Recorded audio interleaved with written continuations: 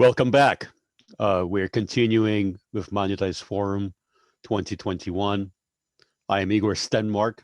I am the co-founder and managing director of MGI Research, and I'll be leading our next keynote focused on Agile Billing. You would say, billing, why are we talking about it? Isn't this a problem that's been solved a long time ago? After all, society has been dealing with billing for hundreds, if not thousands of years. Well, billing is important. Done right, it can elevate your business, and done poorly, it can really take you under. Why billing remains a challenge? Billing is now a key element of your customer's brand experience. How they interact with you, and billing is part of that, is going to really force them to make a brand value judgment based on the nature of their billing experience. Let's say you have a perfect product, one that works, that's priced right, that is attractive, that is popular. And then what happens is that you send the customer an invoice, and that invoice is indecipherable. They can't understand it, they don't trust it, and eventually they stop paying it. So this is a very simplistic illustration of what happens, but this happens every day in both business to consumer as well as business to business settings. So billing is kind of this permanent communication channel that you have with your customers. And every time you open up that communication channel, you can either elevate your brand or you can debase your brand. So really, that's why we focus so much on billing and the impact it has on the health of your overall business. It, it is really an integral part of what we call monetization. And monetization, we define that as how efficiently and effectively market demand is created and translated into revenue, profits, and competitive differentiation. And billing is one of those disciplines that can help your business gain a competitive edge. It's not a product or a single business process. It's a business practice that's supported by a variety of technology tools, including billing and including skilled professionals and business workflow. We generally talk about monetization in the context of what we call an agile monetization platform, or AMP. You will hear in the course of this conference a lot of references to AMP and agile monetization. The agile part is very, very important here, because agile refers to the ability of companies to iterate, to do things rapidly. As we say here at MGI Research, speed is the new black, and that remains a story, and really put together a mechanism that's not based on a batch process, that's kind of a serial in nature, but more akin to a living organism where every discipline has its set of responsibilities and capabilities and communicates across a central sort of a service bus architecture to other elements: e-commerce, revenue recognition, CPQ, financial close, payments, order management. It's like a living organism where you have heart and lungs and liver exchanging information from a nervous system, exchanging information through a blood flow. So that's kind of the best way to think of as an analogy to an actual biological mechanism. So what are the drivers for companies to continue to invest or increase investment into agile billing? The core is really the higher rate of change in the business models. Companies looking for ways to grow. Growth is kind of hard to come by. That's why so many companies are interested in subscription-based business models, in usage-based business models.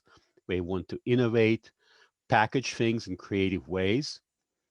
They want to match and perhaps exceed the competition in terms of how fast they can bring products to market and what their time to revenue is.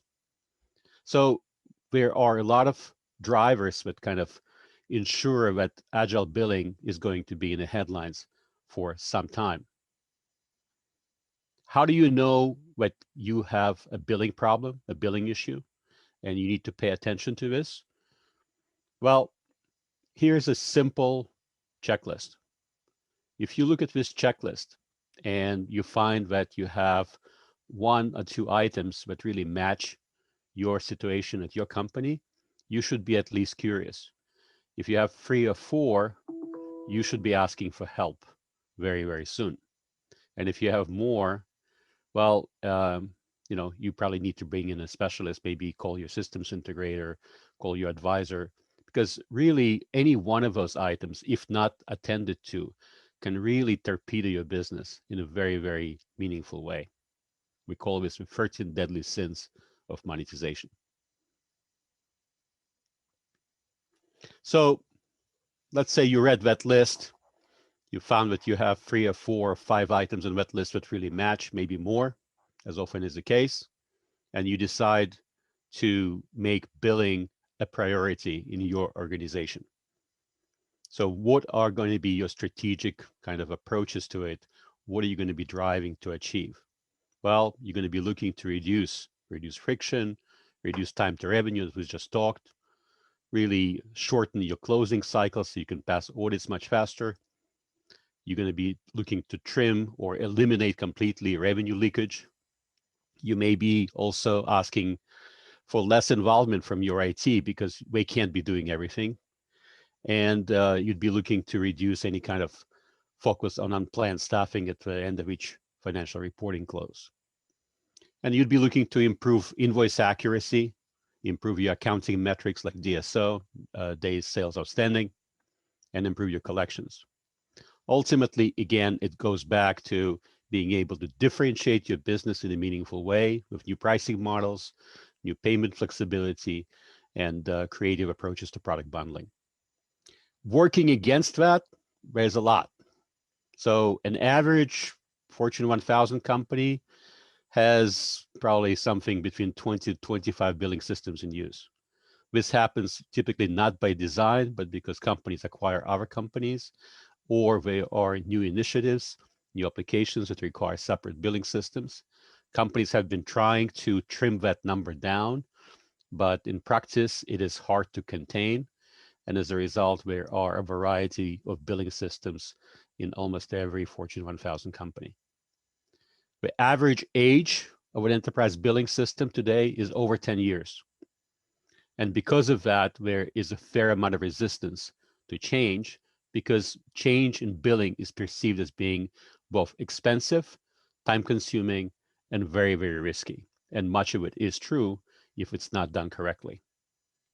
On the other hand, when new solutions are out there, we're certainly improving every month and getting better and better, um, and offer a lot of kind of choice and opportunity to upgrade and really modernize your billing function. But there's still some level of immaturity, and we're probably still a year or two away from when we can say that the gap between some of the established legacy systems and some of the newer upstarts is completely closed. And then on top of that, there's always been a shortage of qualified resources in this area. And the pandemic, in fact, exacerbated this crisis because there's so much demand for talent and skills in the area of billing. So you could ask yourself, okay, I'm convinced now I do have to modernize. I have a legacy system or two or three or 10, and I'm going to try to maybe modernize what I have. Maybe I'll bring in a new solution. Maybe I'll build it. What are my options? Can I build my own? Should I wait for my ERP vendor to come down from a mountain and give it to me? Can I just do something very tactical, sign up online with a credit card and get a new subscription billing system going? Do I need to address the entire quote to cash cycle to be holistic about it? So the answer to the first question, if you really want to build your own solution, don't think about it. Don't even think about it. See a therapist and go home, have a coffee, come back and try again. This is very complicated. This is not to be done in under home conditions. A lot of very smart people spent their careers building sophisticated billing systems. And even the most sophisticated companies out there, ones that are technology companies themselves, they avoid building their own systems because they realize it's a dead end solution strategically. But there are plenty of good choices in the marketplace, and building your own should be reserved only for very, very extreme cases, very hard to justify. Should I wait for my ERP vendor? In some cases, that is the solution, depending on your size and your kind of complexity of your business. Can I do something tactical? Of course you can. We've seen plenty of companies, even large companies, that go out and get some of the more agile, but kind of functionally more light systems and get that working. And in many cases, get to a large number of subscribers, sometimes even in hundreds of thousands of millions. So you can do something tactical, but you have to kind of keep your eyes open here because you are committing yourself to having multiple systems again. And some companies will see this as heresy. We are less ideological about it. And we think that if it makes sense, you can justify it and you kind of have a plan for moving forward, then it's a kind of possible solution.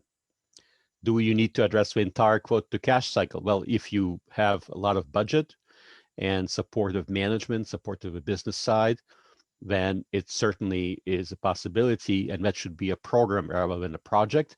That should probably take you a number of years if you're in a sizable company. So just be aware of that. And if you're able to secure both financial and executive kind of backing on this, then this is certainly something to look forward to. Before you do that, what we often suggest to companies is really try to get some framing around where you are. How does that compare to what the benchmarks are in the industry in terms of peer averages? And where is, say, best in class performance in any particular area? And what is your desired future state? And we subdivide those kind of metrics or markers into two broad categories. One is efficiency, and the other one is efficacy. So efficiency is something akin to kind of your miles per gallon, your fuel efficiency. You spend some money on a particular output, that's your efficiency. Kind of how many people do you have per dollar revenue processed, that kind of thing. And when efficacy really deals with things like that are more quantum in terms of their output and change, your revenue leakage, your days sales outstanding, billing disputes, customer satisfaction or net promoter score, your financial performance, business velocity, agility. Those are things that generally you're not as concerned about the efficiency, but you're concerned about the impact on the business. So, and then comparing the two and seeing where you are. But that's an important exercise. It doesn't take as long of a time as one might think, but it will help you kind of get everybody on the same page and also create a system by which you can then measure your progress and measure your ultimate success. You will inevitably, at this point, start looking at potential suppliers and maybe try to look to build a short list of companies that can help you, especially if you kind of listen to our advice and not try to do it on your own at home. There's pros and cons to doing that right away. I think before you go talk to vendors, you really need to understand, kind of map your requirements. We're going to talk about this here in a second. But there is also a benefit, especially if you have not been in the market for a billing solution recently, to getting to know potential suppliers and having conversations with companies without any commitment right away to try to understand what can they do, also understanding what's possible. We call it the art of the possible. And that informs you because suppliers will come in not only with here's a product that they want to sell to you, but many of them have certainly views on best practices, what's out there, what works, what doesn't. And there's plenty of business. So I think companies, for the most part in this area, can be a very constructive force in helping you shape your decision-making process here as well. We cover about 50 companies that focus on billing. On our radar are a few hundred companies. And then we narrow that list down to about 15 to 20 that we want to put for our rating process, what we call MGI 360 ratings, which I'll talk about in a few minutes here. So going back to the idea of kind of understanding where you are and mapping your requirements. We recommend generally that companies understand their position requirements in terms of two major dimensions. One is complexity and one is agility. And within that, there are certainly companies that have requirements for very high agility because they want to do things very quickly. And there are companies that have a highly complex business, both in terms of how the contracts are structured, their business model, maybe we're dealing through multiple channels globally with very high volume at very high speed, perhaps in real time. And then there are companies that are kind of more in the middle, both SME, small and medium enterprises, and enterprise, mainstream enterprise segment, and then there are companies on the hyperscale. Where you are on that chart will largely determine which set of vendors you should be talking to. We've seen companies kind of not go through this exercise and spend months and months evaluating often not what type of supplier that you need. Hopefully some of the suppliers will come forward and tell you, look, we're not the right people here. You should be talking to so-and-so.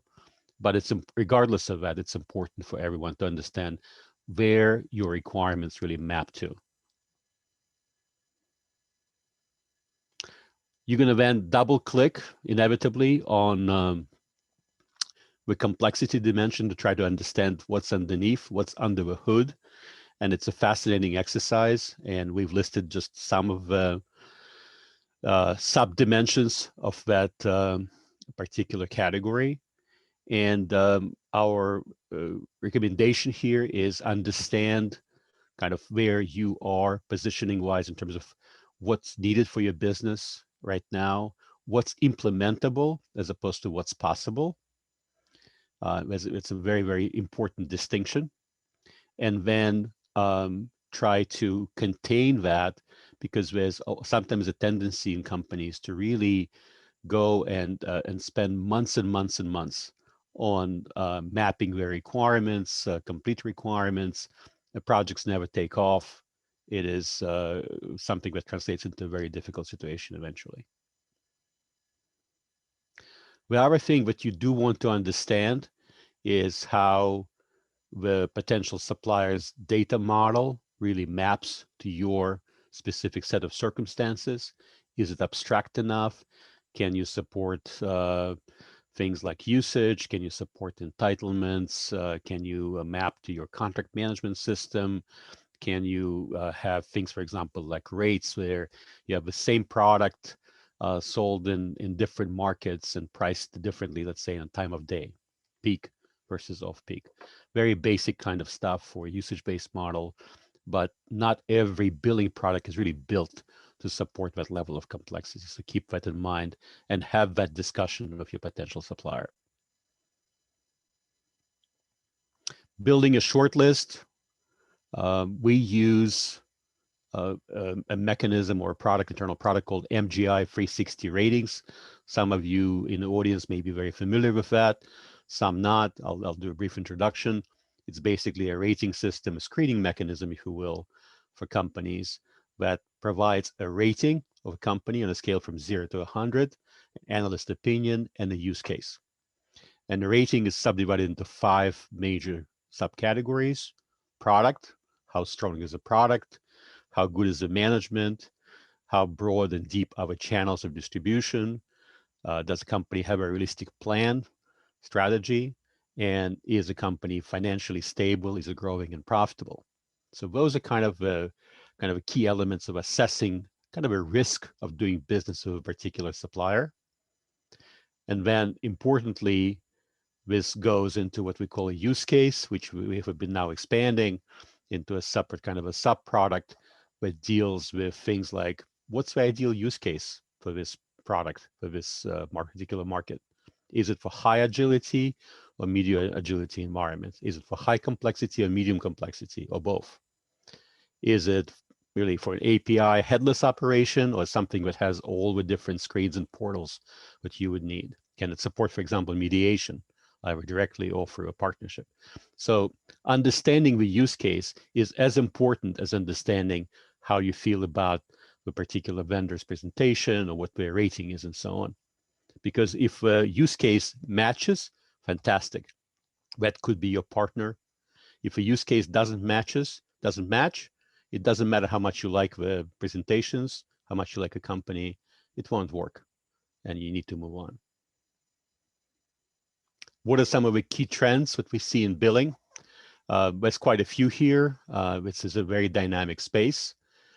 Part of it has really been kind of a more granular and more functionally rich area in billing based on APIs, addition of mediation, a kind of more focus on data, what we call mediation 2.0, ability of these products to support multi-tier distribution models, to really work with channels. And this is an example would be a company saying, well, we sell directly, but when we sell to distributors, but when we want to help our distributors sell to our ultimate customers, as well as to other members of a distribution chain. Integrating collections, that's been a very, very important area of development, especially during the pandemic, integration of e-commerce. So there's a lot going on in billing. There are things that are kind of growing importance. There are things that are kind of omnipresent. They're always there in the background. Like, for example, integration with your CRM systems like Salesforce, or integration with payment systems like Stripe. And then there are things that are kind of still at the edge, like the adoption of artificial intelligence and machine learning. In order to understand where this market is going and how it impacts the choices that you might make, we've laid out 3 core scenarios. Scenario A, essentially status quo, 40% probability. Relatively static supplier landscape, requirements are stable, pricing is stable, there's some level of commoditization of core subscription billing, and there's limited level of consolidation. That's what we've seen so far. And the market growth rate remains kind of steady between 25 and 30% per year. Scenario B, incremental improvement. We actually think that has a significant chance of success. It's kind of even odds at this point, 50%, which is pretty high in our book. There's increased level of verticalization. More and more companies are focusing on specific industries. There's more integration with other A&P disciplines like contract management, CPQ, and also outside of A&P. And there's more investment capital coming. We are beginning to see that as well. Unit pricing is stable, but there's more consolidation, and there will be buyers stepping in from outside. Maybe some of the payment companies, some of the e-commerce companies are getting interested, as far as we can tell. And there's a modest acceleration in the overall growth rate. Scenario C, least likely, only about a 10% probability, what we call it the quantum shift, but perhaps the most interesting and controversial. This is a scenario where we see a lot of disruption in this space, and you have a major cloud platform vendor like Amazon or Microsoft entering the space, perhaps billing, sophisticated billing, not just the token billing, becoming part of a larger suite of financial solutions. We see potentially mass exodus from legacy billing systems. That's already beginning to happen based on pandemic. And there is a potential that there will be a major mega vendor emerging in this space, a multi-billion-dollar player, in part for consolidation, in part for additional investment and some level of organic growth. And there's a significant step up in growth rate and adoption. Anyway, that's kind of our story. We're sticking to it. If you are on a quest to modernize your billing and make it agile billing, there are things we can do sometimes, not all the time, to help. We're happy to talk with anyone, and if we can be of help, we'll be happy to be of assistance. We're an independent research organization. We have published research, we publish ratings, benchmarks, we run some best practices groups, we work with clients individually, we assist some companies with product evaluation and selection, we check their references. So if you need help, feel free to reach out. If we can, we'd be happy to work with you. With that, we'll conclude this session. Hopefully you'll have some questions.